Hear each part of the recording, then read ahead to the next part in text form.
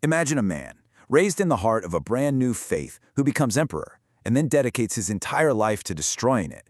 Well, that man was Flavius Claudius Julianus, but history remembers him as Julian the Apostate. He was the Roman Empire's very last pagan ruler, and his story is just packed with brilliance, controversy, and a really personal quest for revenge. Now, this isn't some dry historian's account. This is a raw accusation, coming straight from Julian himself. He is pointing the finger directly at his own cousin, the Christian Emperor Constantius, for the cold-blooded murder of his family. This one sentence just lays it all bare, the trauma that would fuel his entire life and reign, turning a private grudge into imperial policy. And that really gets us to the core puzzle of this whole story. See, Julian wasn't some outsider who just hated the new religion. He grew up in it. He read the scriptures. So how did he become its greatest enemy from within the halls of power? That's the question we're going to dig into. To really get who Julian was, the man who would become the apostate, we have to go right back to the beginning. We have to start with the boy, and a childhood that began with an absolute horror show. A trauma that would cast a shadow over everything that came after. Okay, so picture this. It's 337 CE. Constantine the Great, the first Christian emperor, dies. And the transition of power is, well, it's not smooth. To make sure the throne goes to Constantine's three sons, the army in Constantinople basically goes on a rampage, systematically slaughtering almost every other male relative. And the one son who was right there in the city, the one Julian would blame forever, was his cousin, Constantius. Julian was just 6 years old. Can you imagine being that young and watching your whole world get wiped out by the very regime that's supposed to protect you? He and his half-brother Gallus were the only ones who made it out alive. Gallus was spared because he was sickly, and Julian? Well, they let him live simply because he was a kid. He wasn't considered a threat. That turned out to be a massive miscalculation. And this is where the story gets this incredible, profound irony. The orphans of a massacre condoned by a Christian emperor, were then kicked out of the court and raised under the thumb of that exact same Christian state. They were baptized, even given small roles in the church as readers. So Julian was literally forced to study the texts of the very faith he now connected to the murder of his family. But Julian's life was about to take another huge, dramatic turn. From the ashes of his childhood, a completely unexpected figure was about to emerge. This quiet, bookish kid, who seemed destined for a life of study, was about to be shoved right onto the main stage of imperial politics. So you have these two sides to him, right? On one hand, you've got Julian the philosopher. He's off in Athens, the intellectual heart of the old world, and he's just falling in love with classical Greek culture. It's there that he secretly ditches the Christianity of his cousin. But then, Constantius needs family to help run the empire, so he calls Julian back and makes him Caesar of Gaul. And to everybody's absolute shock, the scholar turns out to be a brilliant general and a beloved leader. And of course, that success made Constantius very nervous.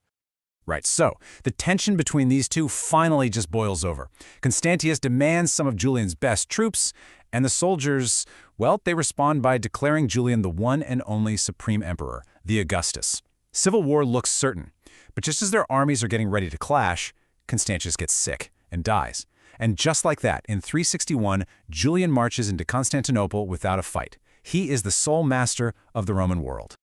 So, the moment the throne is his, Julian reveals his true mission in life. It wasn't really about power or money, not completely.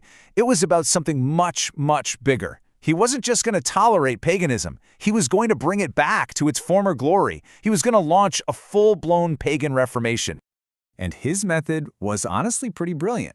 He wasn't just bringing back some old rituals. He was building a new, organized pagan church. And get this. He used the playbook of the very institution that raised him.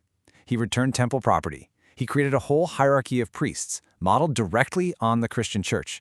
And he even co-opted one of Christianity's biggest strengths, charity. He was, in a way, trying to out-Christian the Christians. But here's the thing. While Julian was all in, the public, not so much. They were kind of indifferent. After decades of Christian influence, a lot of people just found his huge ceremonies and massive animal sacrifices kind of old-fashioned, even a bit weird. This lukewarm reaction really frustrated Julian, and it made him think that just promoting paganism wasn't going to be enough. He had to actively weaken its main rival. Since encouragement didn't quite do the trick, Julian switched gears to strategic sabotage. If he couldn't win people over by building up his own faith, he was going to do it by tearing down the other one. And so he began this systematic campaign to undermine Christianity, which he loved to mockingly call the faith of the Galileans. So this is a super important point.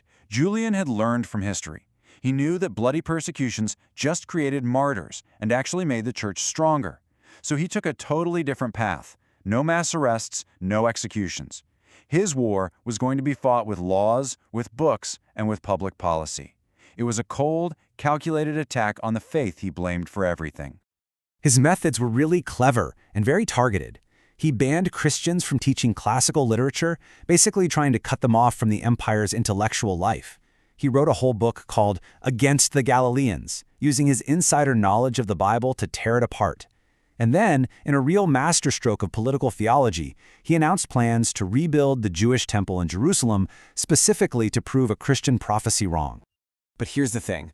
All of these grand plans, this entire religious revolution, it was all built on the life and the will of one man. And that one man's life, after only 2 years as emperor, was about to come to a sudden, violent end. He was leading a really difficult campaign, deep in Persian territory, when, during a skirmish, he was hit by a spear. The wound was fatal. The great philosopher king, the religious reformer, the apostate, he died on the battlefield, far from home. And his revolution, it died right there with him. There's this famous legend, mostly spread by later Christian writers, that as he was dying, Julian grabbed a handful of his own blood, threw it at the sky, and yelled, "Thou hast conquered, Galilean." Now, it almost certainly never happened, but the story stuck because it perfectly captures the final verdict of history. His grand project had failed. And that brings us to our final thought here. You can really look at Julian's entire reign as one long reaction to the trauma he suffered as a 6-year-old boy. His deep, burning resentment for the Christian emperor he blamed for his family's murder became a public policy aimed at destroying that emperor's faith. It leaves us with a pretty powerful question, doesn't it? What happens when a leader's deepest personal wounds become the driving force of history?